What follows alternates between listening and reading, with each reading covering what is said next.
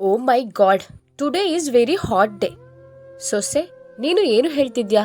ನನ್ಗೇನು ಅರ್ಥ ಆಗುತ್ತಿಲ್ಲ ಎಂದು ಅಡುಗೆ ಮನೆಯಲ್ಲಿ ಕೆಲಸ ಮಾಡುತ್ತಿದ್ದ ನಿರ್ಮಲಾರವರು ತನ್ನ ಸೊಸೆಯಲ್ಲಿ ಕೇಳಿದರು.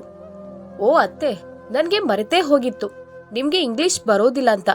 ಮತ್ತೆ ಹೇಗೆ ನೀವು ನನ್ನ ಇಂಗ್ಲಿಷ್ ಭಾಷೆಯನ್ನು ಅರ್ಥ ಮಾಡಿಕೊಳ್ಳುವುದಲ್ವಾ? ಏನಿಲ್ಲ ಅತ್ತೆ, ಇವತ್ತು ತುಂಬಾ ಶೆಕೆ ಎಂದು ಹೇಳಿದೆ. ಅತ್ತೆ, ನನ್ಗೆ ಈ ಶೆಕೆಯಲ್ಲಿ ಅಡುಗೆ ಮನೆಯಲ್ಲಿ ಕೆಲಸ ಮಾಡಲು ಸಾಧ್ಯ ಇಲ್ಲ. ನಾನು ನನ್ನ ರೂಮಲ್ಲಿ ಫ್ಯಾನಿನಡಿಯಲ್ಲಿ ಕೂತು ಚಪಾತಿಗೆ ಹಿಟ್ಟು ರೆಡಿ ಮಾಡಿ ಉಂಡೆ ಮಾಡಿ ತರಕಾರಿ ಕತ್ತರಿಸಿ ಕೊಡುತ್ತೇನೆ. ನೀವು ಸ್ಟವ್ ಆನ್ ಮಾಡಿ ಚಪಾತಿ ಕಾಯಿಸಿ ಮತ್ತೆ ಸಾಂಬಾರ್ ಮಾಡಿ ಅತ್ತೆ. ನನ್ನಿಂದ ಅಡುಗೆ ಮನೆಯಲ್ಲಿ ಈ ಶೆಕೆಗೆ ಕೆಲಸ ಮಾಡಲು ಖಂಡಿತವಾಗಿಯೂ ಸಾಧ್ಯ ಇಲ್ಲ. Oh my god, it's very hot, I can't ಎಂದು ನಿರ್ಮಲಾರವರ ಸೊಸೆ ನಿಶ್ಮಿತಾ ಅತ್ತೆಯಲ್ಲಿ ಹೇಳಿ ಒಳಗಡೆ ಮುಖ ಒರೆಸುತ್ತಾ ಹೋದಳು. ನಿರ್ಮಲಾರವರಿಗೆ ಸೊಸೆಯ ಈ ಮಾತುಗಳು ಏನು ಹೊಸತಲ್ಲ. ಪ್ರತಿದಿನವೂ ನಿಶ್ಮಿತಾ ತನ್ನ ಅತ್ತೆ ನಿರ್ಮಲಾರವರ ಮುಂದೆ ಇಂಗ್ಲಿಷ್ ಮಾತನಾಡುತ್ತಾ ಅವರನ್ನು ಅವಮಾನಿಸುತ್ತಾ ನಿಂದಿಸುತ್ತಿದ್ದಳು. ಅತ್ತೆ, ನಿಮ್ಗೆ ಇಂಗ್ಲಿಷ್ ಬರೋದಿಲ್ಲ ಎಂದು ಹೇಳುತ್ತಾ ಇಂಗ್ಲಿಷ್ ಅಲ್ಲಿ ಮಾತನಾಡುತ್ತಿದ್ದಳು. ಆಗ ನಿರ್ಮಲಾರವರು ಇಂಗ್ಲಿಷ್ ಅಂದ್ರೆ ಅವರ ದೃಷ್ಟಿಯಲ್ಲಿ ಏನೋ ಒಂದು ಶ್ರೀಮಂತಿಕೆ ಎಂದು ಅಂದುಕೊಳ್ಳುತ್ತಿದ್ದರು ಮತ್ತು ತನ್ನ ಸೊಸೆ ತುಂಬಾ ಕಲಿತವಳು, ತುಂಬಾ ತಿಳ್ಕೊಂಡಿದ್ದಾಳೆ ಅಂದುಕೊಳ್ಳುತ್ತಿದ್ದರು. ಆದ್ರೆ ತನಗಾಗುತ್ತಿರುವ ಅವಮಾನವನ್ನು ಸಹಿಸಿಕೊಳ್ಳುತ್ತಾ ದಿನವನ್ನು ಕಳೆಯುತ್ತಾ ಇದ್ದರು. ಇಂಗ್ಲಿಷಲ್ಲಿ ಏನಾದ್ರೂ ಹೇಳುತ್ತಲೇ, ಓಹ್ ನಿಮ್ಗೆ ಅರ್ಥ ಆಗೋದಿಲ್ಲ ಅಲ್ವಾ ಎಂದು ಅದನ್ನು ಕನ್ನಡದಲ್ಲಿ ಅನುವಾದ ಮಾಡಿ ನಿಂದಿಸ್ತಾಳೆ. ಎಷ್ಟೇ ಸೆಕೆ ಆದ್ರೂ ನಿರ್ಮಲಾರವರು ಅಡುಗೆ ಮನೆಯಲ್ಲಿ ಚಪಾತಿ ಮಾಡಿ ಸಾಂಬಾರನ್ನು ಮಾಡಿ ಪ್ಲೇಟನ್ನೆಲ್ಲ ಡೈನಿಂಗ್ ಟೇಬಲ್ ಮೇಲೆ ಇಟ್ಟು ಚಪಾತಿ ತಂದಿಡ್ತಾರೆ. ಎಲ್ಲರೂ ತಿಂಡಿ ತಿನ್ನಲು ಬನ್ನಿ ಎಂದು ಕರೆಯುತ್ತಾರೆ. ನಿರ್ಮಲಾರವರ ಗಂಡ ಪ್ರತಿದಿನ ತಪ್ಪದೆ ನ್ಯೂಸ್ ಪೇಪರ್ ಅನ್ನು ಓದುತ್ತಿದ್ರು. ಎಷ್ಟು ಓದುತ್ತಿದ್ದರೆಂದರೆ ಅದರಲ್ಲಿರುವ ಪ್ರತಿಯೊಂದು ಹೆಡ್ಲೈನ್ಸ್ ಅನ್ನು ಓದಿ ಅದರ ಬಗ್ಗೆ ಡೀಟೇಲ್ ಆಗಿ ತನ್ನ ಹೆಂಡತಿಯಲ್ಲಿ ಅಲ್ಲಿ ಹಾಗಾಯ್ತು, ಇಲ್ಲಿ ಹೀಗಾಯ್ತು ಎಂದು ಹೇಳುತ್ತಿರುತ್ತಾರೆ. ಹೆಡ್ಲೈನ್ಸ್ ಇಂದ ಹಿಡಿದು ಎಂಡ್ ತನಕ ಒಂದು ಅಕ್ಷರವನ್ನು ಬಿಡುತ್ತಿರಲಿಲ್ಲ. ಬೇಕಿದ್ರೆ ಓದಿದ ನ್ಯೂಸ್ ಪೇಪರ್ ಅನ್ನು 2 ಸಲ ಕೂಡ ಓದಿದ್ದು ಇದೆ. ಅಲ್ಲರಿ, ಪದೇ ಪದೇ ಅದೇ ಪೇಪರ್ ಅನ್ನು ಎಷ್ಟು ಸಲ ಅಂತ ಓದ್ತೀರಾ? ನಿಮ್ಗೆ ಅದರಲ್ಲಿ ಹೊಟ್ಟೆ ತುಂಬುತ್ತಾ? ಹೊಟ್ಟೆಗೇನಾದ್ರೂ ತಿನ್ಬೇಕು ಎಂದು ನಿಮ್ಗೆ ಗೊತ್ತಿಲ್ವಾ ಎಂದು ನಿರ್ಮಲಾರವರು ಜೋರ್ ಮಾಡಿದ್ರು. ಹೌದು, ನನ್ನ ಹೊಟ್ಟೆ ತುಂಬೇಕಲ್ಲ. ಏನ್ ಮುದುಕಿ, ಏನ್ ಮಾಡಿಬಿಟ್ಟಿದ್ಯಾ? ಅಡುಗೆ ಮಾಡಿದ್ಯಾ? ತಿಂಡಿ ರೆಡಿ ಆಯ್ತಾ ಎಂದು ತಮಾಷೆ ಮಾಡುತ್ತಾ ತನ್ನ ಹೆಂಡತಿಯನ್ನು ರೇಗಿಸುತ್ತಿದ್ದರು. ಏನ್ರಿ, ನಾನು ಈಗ್ಲೇ ನಿಮ್ಗೆ ಮುದುಕಿಯಾಗಿ ಕಾಡಿಸ್ತಾ ಇದ್ದೀನಾ? ನಾನು ಅಷ್ಟು ಬೇಗ ನಿಮ್ಮ ಕಣ್ಣಿಗೆ ಮುದುಕಿಯಾಗಿ ಕಂಡು ಬಿಟ್ನಾ ಎಂದು ಕೋಪದಲ್ಲಿ ಮುಖವನ್ನು ತಿರುಗಿಸ್ತಾರೆ. ಆಗ, ಇಲ್ಲ, ನೀನು 18 ವರ್ಷದ ಯುವತಿ ಹೌದಲ್ವಾ ಎಂದು ರೇಗಿಸುತ್ತಾ ನಗುತ್ತಾ, ಬಾಬಾ ಊಟ ಬಡಿಸುವೆ ಅಂತೆ ಎಂದು ಹೇಳುತ್ತಾರೆ. ಎಲ್ಲರೂ ಒಟ್ಟಿಗೆ ಸೇರಿ ತಿಂಡಿ ತಿನ್ನಲು ಹೊರಟ್ರು. ನಗುತ್ತಾ ಮಾತನಾಡುತ್ತಾ ತಿನ್ನುವಾಗ ನಿರ್ಮಲಾರವರ ಸೊಸೆಗೆ ಕೆಮ್ಮು ಬರುತ್ತೆ. ಆಗ ಕೆಮ್ಮುತ್ತಾ ಒಂದು ಕೈಯನ್ನು ಬಾಯಲ್ಲಿಟ್ಟು, please give me 1 glass water ಎಂದು ಹೇಳಿದ್ಲು. ಆಗ ಅತ್ತೆಗೆ ಏನು ಹೇಳ್ತಾ ಇದ್ದಾಳೆ ಎಂದು ಗೊತ್ತಾಗ್ಲಿಲ್ಲ. ಆದ್ರೂ ಆಕೆ ಗ್ಲಾಸ್ ಅಂತ ಹೇಳಿದ್ಲಲ್ವಾ, ಅದರಿಂದ ನೀರಾಗಿರಬಹುದು ಎಂದು ಮೆಲ್ಲನೆ ಹಾಕಲು ಆರಂಭಿಸಿದ್ರು. ಆಗ, ಏನು, ನಿಮ್ಗೆ 1 ಗ್ಲಾಸ್ ನೀರು ಕೊಡಲು ಆಗೋದಿಲ್ಲವೇ? ಆಗ್ಲಿಂದ ನಾನು ನೀರು ನೀರು ಅಂತ ಕೇಳ್ತಿದ್ದೇನೆ. ಕೇಳಿದ್ರೆ ನಮ್ಗೆಲ್ಲಿ ಅರ್ಥ ಆಗುತ್ತೆ? ನಿನ್ಗೆ ನನಗೆ ಇಂಗ್ಲಿಷ್ ಬರುವುದಿಲ್ಲ ಎಂದು ಗೊತ್ತಿಲ್ವಾ? ನೀನು ಇಂಗ್ಲಿಷಲ್ಲಿ ಏನು ಕೇಳಿದ್ಯಾ ಎಂದು ನಮ್ಗೆ ಏನ್ ಗೊತ್ತು? ನಮ್ಗೆ ಅರ್ಥ ಆಗ್ಬೇಕಲ್ವಾ? ಹೌದಲ್ವತ್ತೆ, ನನ್ಗೆ ಮರೆತೇ ಹೋಗುತ್ತೆ. ಆಗಾಗ ನೀವು ನೆನಪಿಸ್ಬೇಕಾಗುತ್ತದೆ. ಸೋ ಬ್ಯಾಡ್ ಎಂದು ಹೇಳಿ ಎಲ್ಲರೂ ಒಟ್ಟಿಗೆ ತಿಂದು ಬಿಟ್ರು. ನಿರ್ಮಲಾರವರ ಸೊಸೆ ಎಲ್ಲರ ಮುಂದೆ ಹೆಚ್ಚು ಹೆಚ್ಚು ಇಂಗ್ಲಿಷ್ ಅನ್ನು ಮಾತನಾಡುತ್ತಿದ್ದಳು. ಒಂದು ದಿನ ಅವಳು ಹೇಳಿದಳು, ನಾನು ಮದುವೆಗಿಂತ ಮುಂಚೆ ಜಾಬ್ ಮಾಡುತ್ತಿದ್ದೆ. ನಿಮ್ಮ ಹಾಗೆ ನಾನು ಅಡುಗೆ ಮನೆಯಲ್ಲಿ ಇರಲು ಇಷ್ಟಪಡೋದಿಲ್ಲ. ನಾನು ಇಂಗ್ಲಿಷ್ ಮೀಡಿಯಂನಲ್ಲಿ ಕಲಿತವಳು. ನಾನು ಶಾಲೆಯಲ್ಲಿ ಮತ್ತು ಮನೆಯಲ್ಲಿ ಇಂಗ್ಲಿಷಲ್ಲಿ ಮಾತನಾಡಿ ಅಭ್ಯಾಸ. ಆದ್ರಿಂದ ಯಾವಾಗ್ಲೂ ಇಂಗ್ಲಿಷ್ ಬಾಯಿಗೆ ಬರುತ್ತೆ. ನಿಶ್ಮಿತಾಳಿಗೆ ತನಗೆ ಇಂಗ್ಲಿಷ್ ಬರುತ್ತದೆ ಎಂದು ಸ್ವಲ್ಪ ಕೊಬ್ಬು ಹೆಚ್ಚಾಗಿತ್ತು. ಹಿರಿಯರು ಅನ್ನುವಂತಹ ಗೌರವ ಭಾವನೆ ಇಲ್ಲದೆ ಅಹಂನಿಂದ ಇಂಗ್ಲಿಷೇ ಮಾತನಾಡುತ್ತಿದ್ದಳು. ಎಷ್ಟು ಹೇಳಿದ್ರು ಮತ್ತೆ, ಓಹ್ ನಿಮ್ಗೆ ಇಂಗ್ಲಿಷ್ ಬರೋದಿಲ್ಲ ಎಂದು ಅವಮಾನಿಸುತ್ತಿದ್ದಳು. ಒಂದು ದಿನ ರಾಮಚಂದ್ರರವರು ತನ್ನ ಮಗನಲ್ಲಿ ಹೇಳುತ್ತಾರೆ, ಮಗನೇ ದಿನೇಶ್, ನಿನ್ನ ಹೆಂಡತಿ ಕಲಿತವಳು, ವಿದ್ಯಾವಂತಳು. ನಮ್ಗೆ ಗೊತ್ತು, ಆಕೆಗೆ ಇಂಗ್ಲಿಷ್ ಬರುತ್ತೆ. ಆದ್ರೆ ನಮಗೆ ಇಂಗ್ಲಿಷ್ ಬರುವುದಿಲ್ಲ. ಪ್ರತಿ ವಿಷಯಕ್ಕೂ ನಮ್ ಜೊತೆ ಇಂಗ್ಲಿಷಲ್ಲಿ ಮಾತನಾಡೋದು ಬೇಡ. ಆಕೆಯಲ್ಲಿ ನೀನು ಹೇಳಿಬಿಡು, ಅರ್ಥ ಮಾಡಿಕೊಳ್ಳಲಿ ಎಂದು ಹೇಳಿದರು. ಅಪ್ಪ, ಆಕೆ ಕಲಿತದ್ದೇ ಹಾಗೆ ಅಲ್ವಾ? ಅದಲ್ಲದೆ ಆಕೆಯನ್ನು ಮುದ್ದಾಗಿ ಬೆಳೆಸಿದ್ದಾರೆ. ಅದಕ್ಕೆ ನಾವು ತಪ್ಪು ಅರ್ಥ ಮಾಡಿಕೊಂಡ್ರೆ ಆಗುತ್ತಾ ಎಂದು ಮಗ ಕೇಳಿ ಅಲ್ಲಿಗೆ ಸಮರ್ಥಿಸಿಕೊಂಡ. ಒಂದು ದಿನ ಮಗ ಮತ್ತು ಅಪ್ಪ ಫ್ಯಾಕ್ಟರಿಯಲ್ಲಿ ಕೆಲಸ ಇದೆ ಎಂದು ಹೊರಟು ಬಿಟ್ರು. ರಾತ್ರಿ ಮಲಗುವಾಗ ಅತ್ತೆಯಲ್ಲಿ ನಿಶ್ಮಿತಾ ಹೇಳಿಡ್ತಾಳೆ, ಅತ್ತೆ, tomorrow my friends are coming to here. ಏನು ನಿಶ್ಮಿತಾ, ಏನ್ ಹೇಳ್ತಾ ಇದ್ಯಾ? ಓ ಅತ್ತೆ, ನಿಮ್ಗೆ ಇಂಗ್ಲಿಷ್ ಬರೋದಿಲ್ಲ ಅಲ್ವಾ? ನಾಳೆ ನನ್ನ ಗೆಳತಿಯರೆಲ್ಲ ಮನೆಗೆ ಬರ್ತಿದ್ದಾರೆ. ಇಲ್ಲಿ ಒಂದು ಚಿಕ್ಕ ಪಾರ್ಟಿಯನ್ನು ಅರೇಂಜ್ಮೆಂಟ್ ಮಾಡುತ್ತಿದ್ದೇನೆ. ಅದಕ್ಕೆ ಏನೆಲ್ಲ ಅಡುಗೆಗಳು ಮಾಡಬೇಕು ಎಂದು ನಾನು ಲಿಸ್ಟ್ ಅನ್ನು ಬೆಳಿಗ್ಗೆ ಮಾಡಿ ಕೊಡುತ್ತೇನೆ ಎಂದು ಹೇಳಿ ಮಲಗಿದ್ಲು. ಬೆಳಗ್ಗೆ ಎದ್ದೇಳುತ್ತಲೇ ಒಂದು ಲಿಸ್ಟ್ ಟೇಬಲ್ ಮೇಲೆ ಬರೆದು ಇಟ್ಟು ಹೇಳಿದಳು, ಇನ್ನೇನಾದ್ರೂ ಮನೆಗೆ ರೇಷನ್ ಬೇಕಿದ್ರೆ ಹೇಳಿ ಅತ್ತೆ. ನಿರ್ಮಲಾರವರು ತನ್ನ ಸೊಸೆ ಏನು ಚೀಟಿ ಮಾಡಿದ್ದಾಳೆ ಎಂದು ಟೇಬಲ್ ಹತ್ತಿರ ಹೋದಾಗ ಅವರಿಗೆ ಏನೂ ಅರ್ಥ ಆಗ್ಲಿಲ್ಲ. ಎಲ್ಲವೂ ಕೂಡ ಇಂಗ್ಲಿಷಲ್ಲಿ ಬರೆದಿದ್ದಳು. ತನಗೆ ಇದು ಏನು ಅಂತ ಅರ್ಥ ಆಗ್ಲಿಲ್ಲ ಎಂದು ನಿರ್ಮಲಾರವರು ನಿಶ್ಮಿತಾಳಿಗೆ ತೋರಿಸಿದ್ರೆ, ಹಾ ಅತ್ತೆ, ನಿಮ್ಗೆ ಇಂಗ್ಲಿಷ್ ಬರೋದಿಲ್ಲ ಎಂದು ಪುನಃ ಅವಮಾನಿಸುತ್ತಾಳೆ.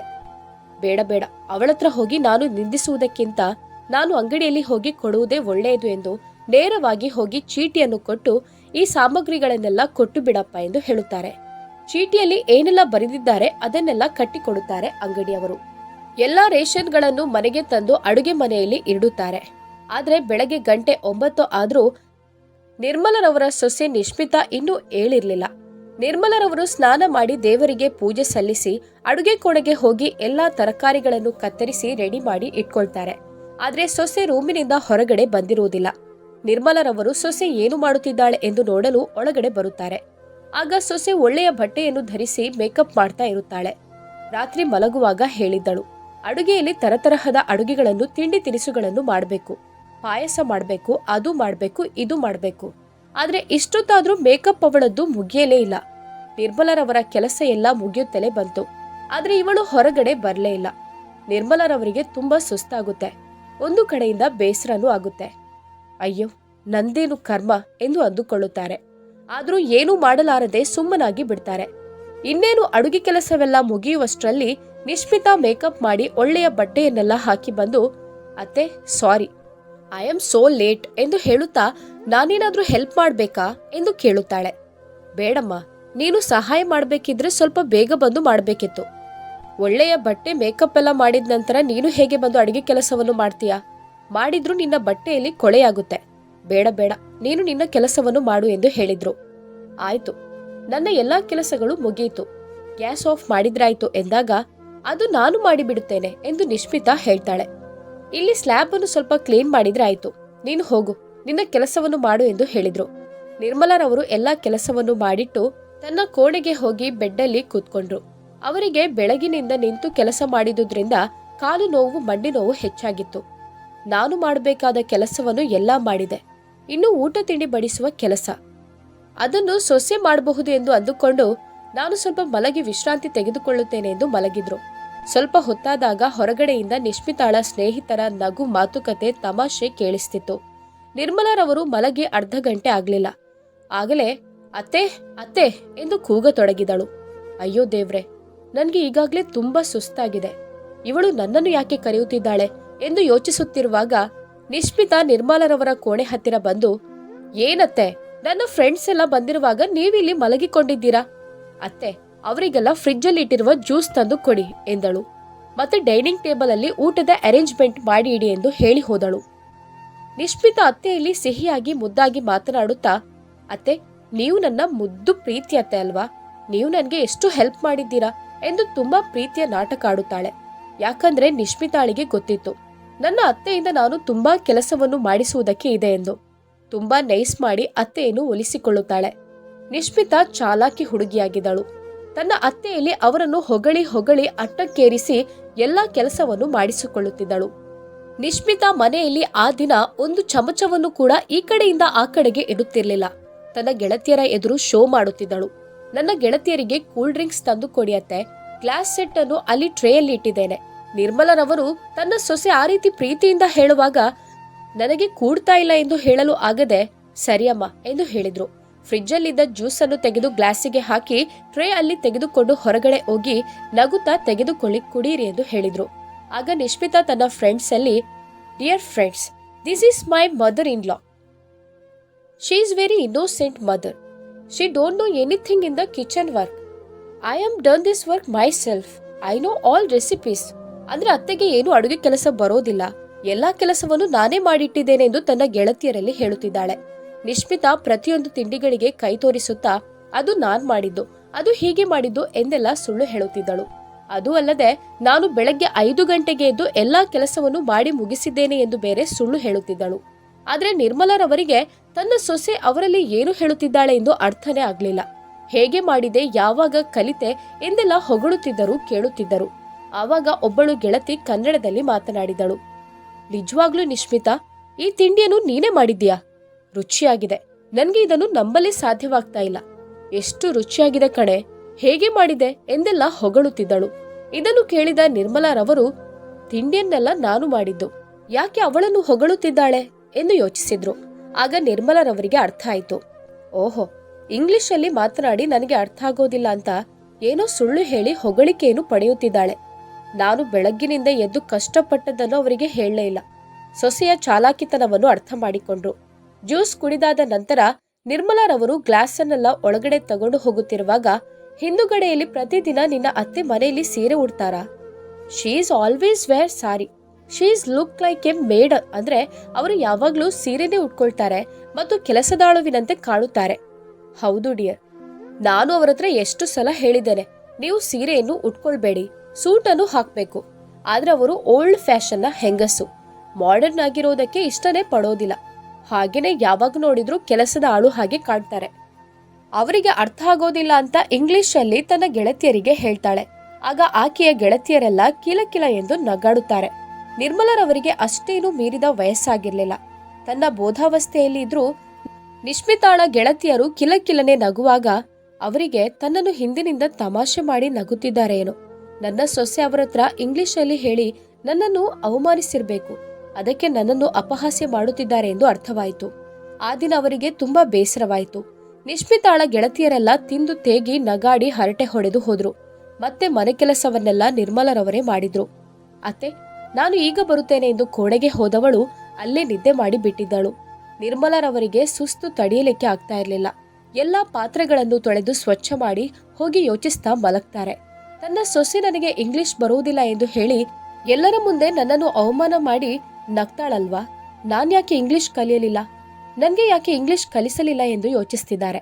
ನನಗೆ ಇಂಗ್ಲಿಷ್ ಬರದಿರೋದ್ರಿಂದ ಎಷ್ಟು ಅವಮಾನವನ್ನು ಪಡಬೇಕಾಯಿತು ಎಂದೆಲ್ಲ ದುಃಖಿಸ್ತಾರೆ. ನನಗೆ ಇವತ್ತು ಇಂಗ್ಲಿಷ್ ಬರುತ್ತಿದ್ದರೆ ನನ್ನನ್ನು ನನ್ನ ಸೊಸೆ ಅವಿದ್ಯಾವಂತೆ ಎಂದು ಅಂದುಕೊಳ್ಳುತ್ತಿರಲಿಲ್ಲ. ಅದಲ್ಲದೆ ನಿರ್ಮಲಾರವರು ಅವಿದ್ಯಾವಂತೆ ಮೂರ್ಖಳು ಆಗಿರ್ಲಿಲ್ಲ. ಅವತ್ತಿನ ಕಾಲದಲ್ಲಿ BA ಮಾಡಿದ್ದರು. ಆವಾಗಿನ ಕಾಲದಲ್ಲಿ ಹೆಣ್ಣು ಮಕ್ಕಳಿಗೆ ಎಲ್ಲರೂ ವಿದ್ಯಾಭ್ಯಾಸ ನೀಡುತ್ತಿರಲಿಲ್ಲ. ಆದ್ರೂ ಕೂಡ ಅವರು ತುಂಬಾ ಬುದ್ಧಿವಂತರಾಗಿರ್ತಾರೆ. ಆದ್ರೆ ಈಗಿನ ಕಾಲದ ಮಕ್ಕಳಿಗೆ ಹಾಗಲ್ಲ. ಮಕ್ಕಳನ್ನು ಡಿಗ್ರಿವರೆಗೆ ಕಳಿಸಿದ್ರೂ ಏನೂ ಬುದ್ಧಿ ಬಂದಿರೋದಿಲ್ಲ. ನಿರ್ಮಲಾರವರು ಏನೂ ಕಲಿತಿಲ್ಲ, ವಿದ್ಯೆ ಅಂದ್ರೆ ಏನೂ ಗೊತ್ತಿಲ್ಲ, ಅವರಿಗೆ ABCD ಬರೋದಿಲ್ಲ, ಅನಕ್ಷರಸ್ಥ ಮೂರ್ಖಳು ಅವರ ಸೊಸೆ ನಿಶ್ಮಿತಾ ಅಂದುಕೊಂಡಿದ್ದಳು. ಆದ್ರೆ ನಿರ್ಮಲಾರವರು BA ಹೋಮ್ ಸೈನ್ಸ್ ಮಾಡಿದ್ದಾರೆ ಎಂದು ಅಂದುಕೊಂಡಿರಲಿಲ್ಲ. ಆಗಿನ ಕಾಲದಲ್ಲಿ ಹುಡುಗಿಯರಿಗೆ ಹೋಮ್ ಸೈನ್ಸ್ ಮತ್ತು ಸೋಷಿಯಲ್ ಸೈನ್ಸ್ 2 ಆಪ್ಷನ್ ಇತ್ತು. ಆದರೆ ಹುಡುಗರಿಗೆ ಸೋಷಿಯಲ್ ಸೈನ್ಸ್ ಅಲ್ಲಿ ಗಣಿತ, ವಿಜ್ಞಾನ ಈ ರೀತಿಯೆಲ್ಲ ಸಬ್ಜೆಕ್ಟ್ ಇರ್ತಿತ್ತು. ಯಾಕಂದ್ರೆ ಆ ಕಾಲನೇ ಹಾಗಿತ್ತು.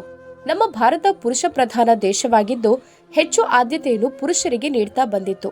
ಆದರೆ ಕಾಲ ಬದಲಾಗುತ್ತಿದ್ದಂತೆ ಹೆಣ್ಣು ಮಕ್ಕಳನ್ನು ಗೌರವಿಸುವುದು, ಹೆಣ್ಣು ಮಕ್ಕಳಿಗೆ ವಿದ್ಯಾಭ್ಯಾಸ ನೀಡುವುದು ಹೆಚ್ಚಾಗುತ್ತಲೇ ಬಂತು. ಹೇಗಾದ್ರೂ ಮಾಡಿ ನಾನು ಇಂಗ್ಲಿಷ್ ಕಲಿಯಬೇಕು. ಹೇಗೆ ಕಲಿಯಲಿ? ನನ್ನ ಸೊಸೆ ನನಗೆ ಅವಮಾನಿಸುವುದನ್ನು ನನಗೆ ತಡೆದುಕೊಳ್ಳಲು ಸಾಧ್ಯವಾಗೋದಿಲ್ಲ. ಇಂಗ್ಲಿಷ್ ಒಂದು ವಿದ್ಯೆ ಅಲ್ಲ, ಅಥವಾ ಹೈಯರ್ ಎಜುಕೇಶನ್ ಅಲ್ಲ. ಇಂಗ್ಲಿಷ್ ಬರೀ ಭಾಷೆ. ಅದು ಕನ್ನಡ, ತಮಿಳು, ಮಲಯಾಳಂ ಭಾಷೆಗಳು ಯಾವ ರೀತಿ ಇರುತ್ತೆ ಅದೇ ರೀತಿ ಆಗಿರುವಂತ ಭಾಷೆ. ಅಮೆರಿಕದಲ್ಲಿ ಇಂಗ್ಲಿಷ್ ಮಾತನಾಡುವವರೆಲ್ಲ ವಿದ್ಯಾವಂತರಲ್ಲ, ಅದು ಅವರ ಮಾತೃಭಾಷೆಯಾಗಿದೆ. ಇಲ್ಲಿ ನಮ್ಮ ಕನ್ನಡ ಭಾಷೆ ಹೇಗೆಯೋ ಅದೇ ರೀತಿ ಭಾಷೆ ಇಂಗ್ಲಿಷ್ ಆಗಿದೆ. ಆದ್ರೆ ಕೆಲವು ಮೂರ್ಖರು ತಮಗೆ ಇಂಗ್ಲಿಷ್ ಬರುತ್ತೆ, ನಾವು ಇಂಗ್ಲಿಷ್ ಮಾತನಾಡಿದ್ರೆ ನಮ್ಮನ್ನು ವಿದ್ಯಾವಂತರು, ಏನೋ ಒಂದು ಸಾಧನೆ ಮಾಡಿದವರು ಎಂದು ಅಂದುಕೊಳ್ಳುತ್ತಾರೆ ಅಂತ ತಪ್ಪು ಅರ್ಥ ಮಾಡಿಕೊಂಡಿರ್ತಾರೆ. ನಾನು ತುಂಬಾ ಕಲಿತಿದ್ದೇನೆ, ಆದ್ರೆ ನಾನು ಕಲಿತಿರುವ ಮಾಧ್ಯಮ ಕನ್ನಡ ಆಗಿರೋದ್ರಿಂದ ಇಂಗ್ಲಿಷ್ ಅಲ್ಲಿ ಅಷ್ಟೊಂದು ಪ್ರಿಫರೆನ್ಸ್ ಕೊಡಲು ಸಾಧ್ಯವಾಗಿರ್ಲಿಲ್ಲ ಎಂದು ನಿರ್ಮಲಾರವರು ಅಂದುಕೊಳ್ಳುತ್ತಿದ್ದರು. ಸೊಸೆ ತನ್ನ ಗೆಳತಿಯರ ಜೊತೆ ನನ್ನನ್ನು ಗೇಲಿ ಮಾಡ್ತಾ ನಗ್ತಾ ಇದ್ಲು. ಅವರು ಕೂಡ ಕಿಲಕಿಲ ನಗ್ತಾ ಇದ್ದುದನ್ನು ನೋಡಿ ನಿರ್ಮಲಾರವರಿಗೆ ತುಂಬಾ ಬೇಸರ ಆಗ್ತಿತ್ತು. ಅಂದು ರಾತ್ರಿ ರಾಮಚಂದ್ರ ಅವರು, ಇವತ್ತು ಫ್ಯಾಕ್ಟರಿಯಲ್ಲಿ ತುಂಬಾ ಬ್ಯುಸಿ, ಕೆಲಸ ಇರೋದ್ರಿಂದ ನನಗೆ ನೋಡಿಕೊಳ್ಳೋದಕ್ಕೆ ಇದೆ, ಇವತ್ತು ಬರೋದಿಲ್ಲ, ನಾಳೆ ಬೆಳಗ್ಗೆ ಬರುತ್ತೇನೆ ಎಂದು ಫೋನ್ ಮಾಡಿ ಹೇಳಿದ್ರು. ಹಾಗೆ ತುಂಬಾ ಬೇಸರದಿಂದ ಚಿಂತೆ ಮಾಡುತ್ತಾ ನಿರ್ಮಲಾರವರಿಗೆ ನಿದ್ದೆ ಬಂದು ಬಿಟ್ಟಿತು. ಬೆಳಗ್ಗೆದ್ದು ಸ್ನಾನ ಮಾಡಿ ದೇವರಿಗೆ ಪೂಜೆ ಮಾಡಿ ಶಂಖವನ್ನು ಊದುವಾಗ ನಿಶ್ಮಿತಾ ಎದ್ದು, what is this noise to make me irritation ಎಂದು ಹೇಳಿದ್ಲು. ಆದ್ರೆ ನಿರ್ಮಲಾರವರಿಗೆ ಇವಳು ಏನು ಹೇಳುತ್ತಿದ್ದಾಳೆ ಎಂದು ಗೊತ್ತಾಗ್ಲಿಲ್ಲ. ನಾನು ಅವಳಲ್ಲಿ ಹಾಗಂದ್ರೆ ಏನು ಎಂದು ಕೇಳಿ ಅವಮಾನ ಮಾಡಿಸಿಕೊಳ್ಳೋದಕ್ಕಿಂತ ಸುಮ್ಮನಿರುವುದು ಮೇಲು ಅಂತ ಸುಮ್ಮನಾಗಿ ಬಿಟ್ರು. ಅವರಷ್ಟಕ್ಕೆ ಅವರು ಪೂಜೆ ಮಾಡುತ್ತಾ ಕೂತ್ರು. ಆದ್ರೂ ನಿಶ್ಮಿತಾ ಎದ್ದು ಸ್ನಾನ ಮಾಡುವುದಾಗ್ಲಿ ಪೂಜೆ ಮಾಡುವುದಾಗ್ಲಿ ಯಾವುದೂ ಮಾಡುತ್ತಿರ್ಲಿಲ್ಲ. ನಿರ್ಮಲಾರವರು ಅಡುಗೆ ಮನೆಗೆ ಹೋಗಿ ತಿಂಡಿ ರೆಡಿ ಮಾಡಿ ತಮ್ಮ ಗಂಡನಿಗಾಗಿ ಕಾಯುತ್ತಾ ಕುಳಿತುಕೊಂಡಿದ್ದರು. ಆಗ ಸಮಯ 7 ಗಂಟೆ. ರಾಮಚಂದ್ರರವರು ಮನೆಗೆ ಬಂದರು. ಮುಖ ತೊಳೆದುಕೊಂಡು ಸ್ನಾನ ಮಾಡಿ ನಿರ್ಮಲಾ ನನಗೆ ಚಾ ಮತ್ತು ತಿಂಡಿ ಕೊಡು ಎಂದು ಕೇಳಿದ್ರು. ನಿರ್ಮಲಾರವರು ಕೊಟ್ರು. ಆದ್ರೂ ನಿರ್ಮಲಾರವರ ಮುಖದಲ್ಲಿ ಒಂದು ಉತ್ಸಾಹ ಇರಲಿಲ್ಲ. ಏನೋ ಒಂಥರ ಬೇಸರ ರಾಮಚಂದ್ರರವರಿಗೆ ಕಾಣಿಸ್ತಿತ್ತು. ತನ್ನ ಕೋಣೆಯೊಳಗಿನಿಂದ ನಿಶ್ಮಿತಾ 2 ಕೈಗಳನ್ನು ಮೇಲೆ ಮಾಡಿ ಬಾಯನ್ನು ಆಕಳಿಸುತ್ತಾ, ಅತ್ತೆ, ನಿಮ್ಮ ಮಗ ಬರ್ಲಿಲ್ವಾ ಎಂದು ಕೇಳಿದಳು. ಆಗ ರಾಮಚಂದ್ರ, ಇಲ್ಲಮ್ಮ, ಅವನು ಬರುವಾಗ ಸ್ವಲ್ಪ ತಡವಾಗುತ್ತೆ, ಅಲ್ಲಿ ತುಂಬಾ ಕೆಲಸ ನಡೀತಾ ಇದೆ ಎಂದು ಹೇಳಿದ್ರು. ಎಂದು ಹಲ್ಲು ಜಲು ವಾಶ್ರೂಮಿಗೆ ಹೋಗಿ ಅಡುಗೆ ಮನೆಯಿಂದ ತಿಂಡಿಯನ್ನು ತಂದು ತಿನ್ನುತ್ತಾ, ಅತ್ತೆ, ಚಹಾ ತಣ್ಣಗಾಗಿದೆ, ಇದನ್ನು ಸ್ವಲ್ಪ ಬಿಸಿ ಮಾಡಿಕೊಡಿ ಎಂದಳು. ಏನೂ ಮಾತನಾಡದೆ ನಿರ್ಮಲಾರವರು ಬಿಸಿ ಮಾಡಿಕೊಟ್ರು. ನಿಶ್ಮಿತಾ ಅತ್ತೆ ಎದುರುಗಡೆ ಒರಟಾಗಿ ಮಾತನಾಡುತ್ತಿರ್ಲಿಲ್ಲ. ನನಗೆ ನೀವು ಅಂದ್ರೆ ತುಂಬಾ ಪ್ರೀತಿ, ಅಚ್ಚುಮೆಚ್ಚು ಎಂದೆಲ್ಲ ತೋರಿಸುತ್ತಿದ್ದಳು. ಆದ್ರಿಂದ ನಿರ್ಮಲಾರವರಿಗೂ ಸೊಸೆಯ ಮುಂದೆ ಒರಟಾಗಿ ಮಾತನಾಡಲು ಆಗುತ್ತಿರಲಿಲ್ಲ. ಸೊಸೆ ಏನ್ ಕೆಲಸ ಹೇಳಿದ್ರೂ ನನ್ನಿಂದ ಸಾಧ್ಯವಿಲ್ಲ ಎಂದು ಹೇಳಲು ಕೂಡ ಆಗುತ್ತಿರಲಿಲ್ಲ. ತಿಂಡಿ ತಿಂದಾದ ನಂತರ ಪಾತ್ರೆಗಳನ್ನೆಲ್ಲ ತೊಳೆದು ನಿರ್ಮಲಾರವರು ಕೋಣೆಗೆ ಹೋಗಿ ಮಲಗಿದ್ರು. ಮಲಗಿದ ನಿರ್ಮಲಾರವರನ್ನು ಕಂಡು ರಾಮಚಂದ್ರರವರು, ಏನೇ ಒಂಥರ ಸಪ್ಪಗಾಗ್ಬಿಟ್ಟಿದ್ಯಾ, ಏನಾಯ್ತು? ಏನೋ ಚಿಂತೆ ಮಾಡ್ತಾ ಇದ್ಯಲ್ಲ, ಏನಾಯ್ತು ಅಂತ ನನ್ನಲ್ಲಿ ಹೇಳ್ಬಹುದು ತಾನೆ? ಆದ್ರೂ ನಿರ್ಮಲಾ, ಇಲ್ಲರಿ, ಏನೂ ಇಲ್ಲ. ಹೌದಾ? ಆದ್ರೂ ಮುಖ ಬೇಸರದಲ್ಲಿರುವ ಹಾಗೆ ಕಾಣ್ತಿದ್ಯಲ್ಲ. ಮತ್ತೆ ನಾವು ಈ ವಯಸ್ಸಲ್ಲಿ ಮತ್ತೇನು ಮಾಡೋದಕ್ಕೆ ಸಾಧ್ಯ? ಏನು ಬೇಸರ ಮಾಡುವಂಥದ್ದು? ಏನಾಗಿದೆ ನಿನ್ ಜೊತೆ?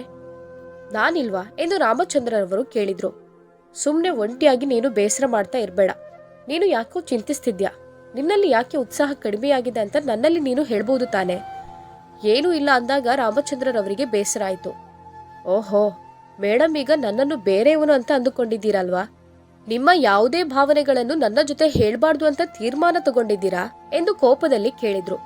ಅಯ್ಯೋ ದೇವ್ರೆ, ಯಾಕೆ ಇದಕ್ಕೆಲ್ಲ ಹಾಗಂದುಕೊಳ್ತೀರಾ? ಏನೂ ಇಲ್ಲ. ನಿನ್ನೆ ನಿಮ್ಮ ಸೊಸೆ ನಿಶ್ಮಿತಾ ಮನೆಯಲ್ಲಿ ಕಿಟ್ಟಿ ಪಾರ್ಟಿಯನ್ನು ಇಟ್ಕೊಂಡಿದ್ಲು. ಆಕೆಯ ಗೆಳತಿಯರೆಲ್ಲ ಬಂದಿದ್ರು. ಹೌದಾ? ಎಲ್ಲ ಚೆನ್ನಾಗಿ ನಡೀತಾ? ಏನೆಲ್ಲ ತಿಂಡಿ ಮಾಡಿದ್ರಿ? ತಿಂಡಿ ಮಾಡಿದ್ದೆ. ಯಾರೆಲ್ಲ ತಿಂಡಿ ಮಾಡಿದ್ದು? ನೀನೇನಾ? ಹೌದು, ಮಾಡಿದ್ದು ನಾನು. ಹೌದಾ? ಆ ಕೆಲಸದಲ್ಲಿ ನಿನ್ನ ಸೊಸೆ ನಿಶ್ಮಿತಾ ಕೈ ಜೋಡಿಸ್ಲಿಲ್ವಾ? ಕೆಲಸದಲ್ಲಿ ಸಹಾಯ ಮಾಡದಿದ್ರೆ ಪರವಾಗಿಲ್ಲ, ಅದು ಅವತ್ತಿನಿಂದಲೂ ನಾನು ಮಾಡಿಕೊಂಡು ಬಂದಿದ್ದ ಕೆಲಸ ಅಲ್ವಾ? ಯಾರದೋ ಮನೆ ಅಲ್ಲ ತಾನೆ, ಇದು ನನ್ನ ಮನೆನೇ ಅಲ್ವಾ? ಈ ವಯಸ್ಸಲ್ಲಿ ಆರೋಗ್ಯ ಇದ್ರೆ ಕೆಲಸ ಮಾಡಿದ್ರೆ ನಮ್ಮ ಆರೋಗ್ಯಕ್ಕೆ ಒಳ್ಳೇದಲ್ವಾ? ಸರಿಯಾಗಿದೆ. ಎಲ್ಲವೂ ಉತ್ತರ ನಿನ್ನಲ್ಲಿದ್ರೆ ನಿನ್ನ ಚಿಂತೆ ಏನು ಅಂತ ಹೇಳು ನನ್ಗೆ. ಏನೂ ಇಲ್ಲ. ನನ್ನ ಸೊಸೆ ಇಂಗ್ಲಿಷ್ ಮಾತನಾಡುತ್ತಾಳಲ್ವಾ? ಹೌದು, ಅದರಿಂದ ನಿನ್ಗೆ ತುಂಬಾ ಸಂತೋಷವಾಗ್ಬೇಕಲ್ವಾ? ಸಂತೋಷವಾಗ್ಬೇಕು, ಅದು ನಿಜಾನೇ. ಆದ್ರೆ ಅವಳು ಎಲ್ಲರ ಮುಂದೆ ಎಂದು ಹೇಳುವಾಗ ನಿರ್ಮಲರವರ ಪತಿ ರಾಮಚಂದ್ರ, ಸಾಕು, ಇನ್ನು ಮುಂದೆ ನೀನು ಏನು ಹೇಳ್ಬೇಡ, ನನ್ಗೆಲ್ಲ ಅರ್ಥವಾಯ್ತು.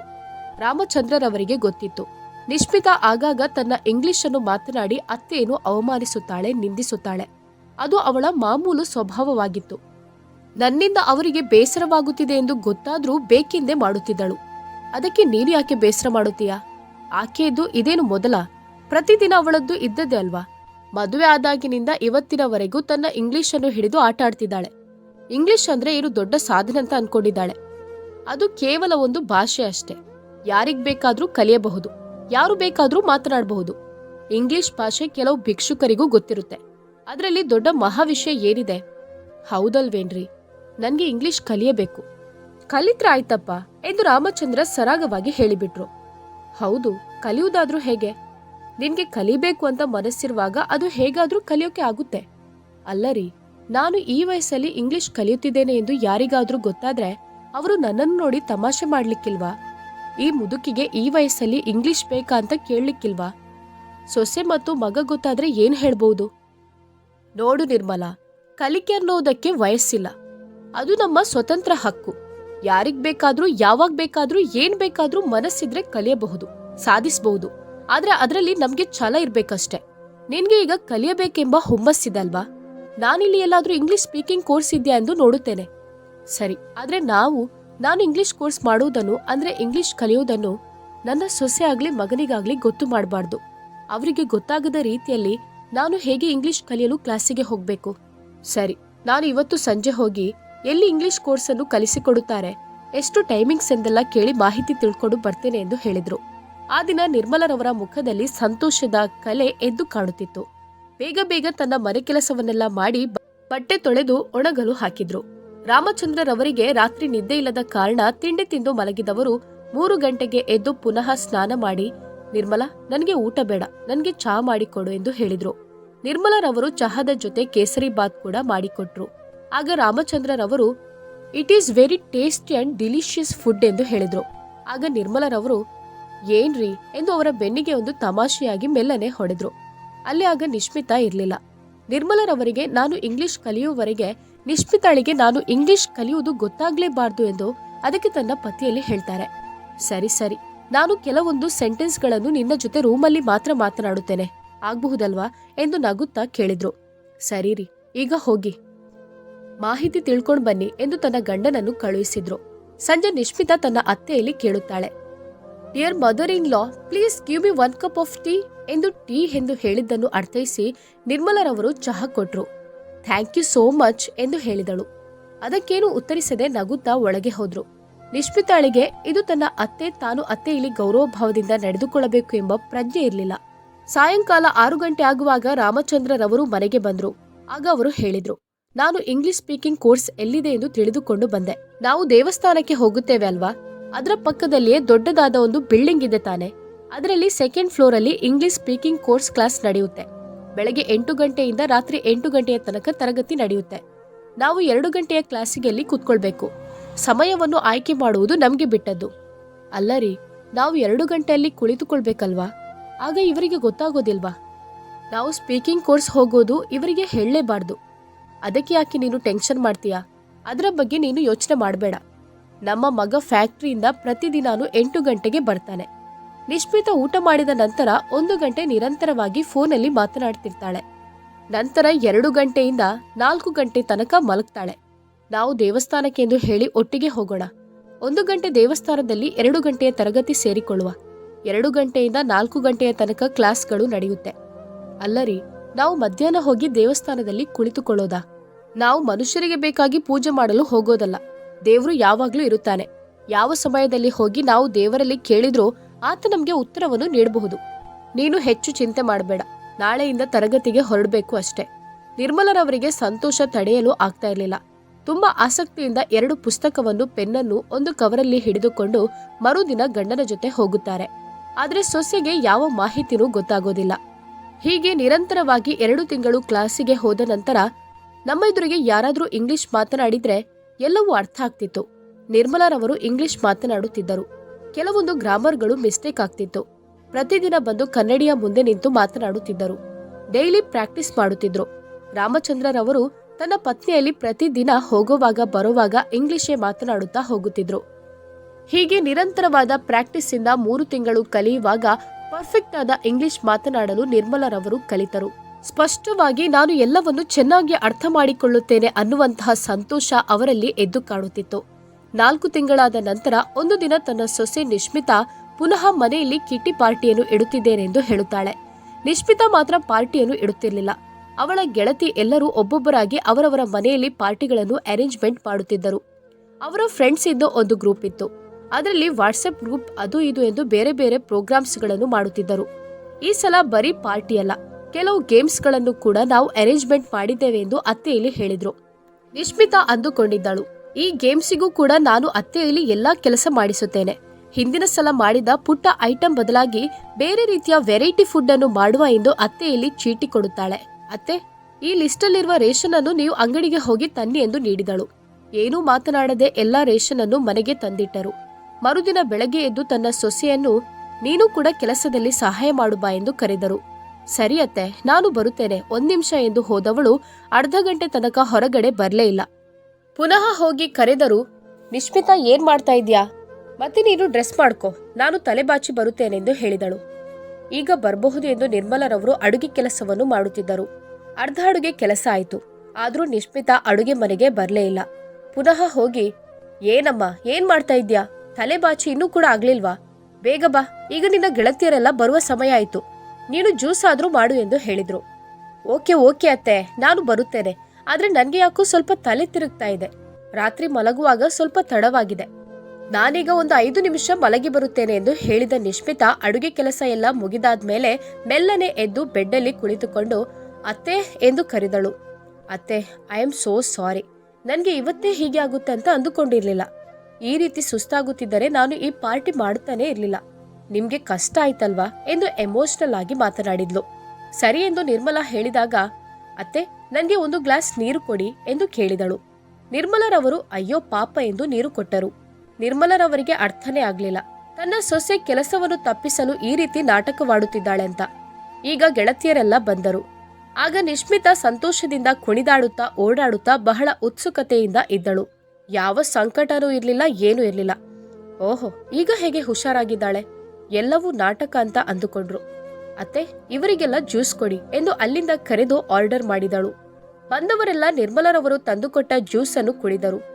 ಈಗ ತಿಂಡಿಯನ್ನು ರೆಡಿ ಮಾಡಿ ಟೇಬಲ್ ಮೇಲೆ ಇಡಿಯತ್ತೆ ಎಂದು ಹೇಳಿ ಇವರೆಲ್ಲ ಆಟ ಆಡುತ್ತಾ ಸಮಯ ಕಳೆಯುತ್ತಿದ್ದರು. ಆಗ ಒಳಗಡೆಯಿಂದ ನಿರ್ಮಲಾರವರು ಟೇಬಲ್ ಅಲ್ಲಿ ಎಲ್ಲವನ್ನು ಸೆಟ್ ಮಾಡಿ ಇಡುತ್ತಿದ್ದರು. ಅವರೆಲ್ಲ ಆಟ ಆಡಿ ತಮಾಷೆ ಮಾಡಿ ನಕ್ಕು ನಲಿದು ಊಟ ಮಾಡಲು ನಿಶ್ಮಿತಾ ಕರೆದಳು. ಆಗ ಇಂಗ್ಲಿಷ್ನಲ್ಲಿ ನಾನು ಮಾಡಿದ ಈ ಸಲದ ವೆರೈಟಿ ನೀವು ನೋಡಿ ಎಂದು ಹೇಳಿದಳು. ಆಗ ಗೆಳತಿಯರು ಇವಳನ್ನು ಹೊಗಳಿ ಅಟ್ಟಕ್ಕೇರಿಸುವ ಮೊದಲೇ ನಿರ್ಮಲಾರವರು, no, Nishi did not made this food and all, it is my preparation.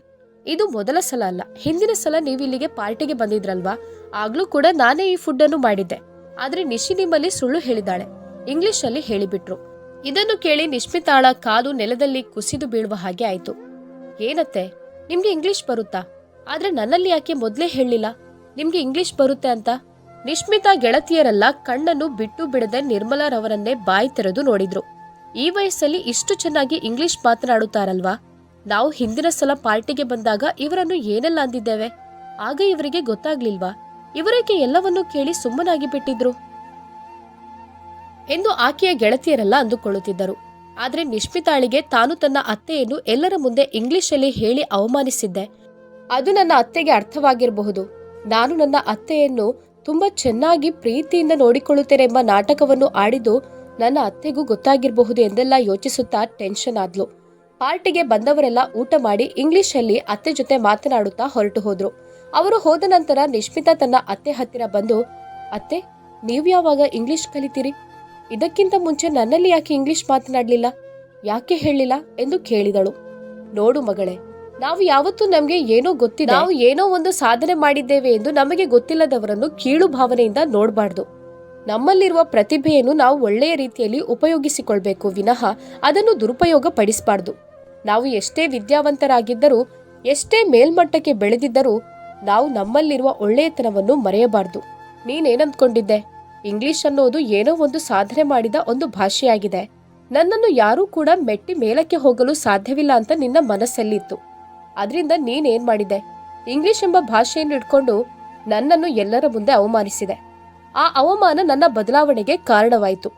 ನೀನು ಅವಮಾನಿಸಿದ್ರಿಂದ, ನಿನ್ನ ಗೆಳತಿಯರು ನನ್ನನ್ನು ನೋಡಿ ನಕ್ಕು ತಮಾಷೆ ಮಾಡಿದ್ರಿಂದಾಗಿ ನಾನು ಬೇಸರಗೊಂಡು ಇಂದು ಇಷ್ಟು ಚೆನ್ನಾಗಿ ಇಂಗ್ಲಿಷ್ ಅನ್ನು ಮಾತನಾಡುತ್ತಿದ್ದೇನೆ.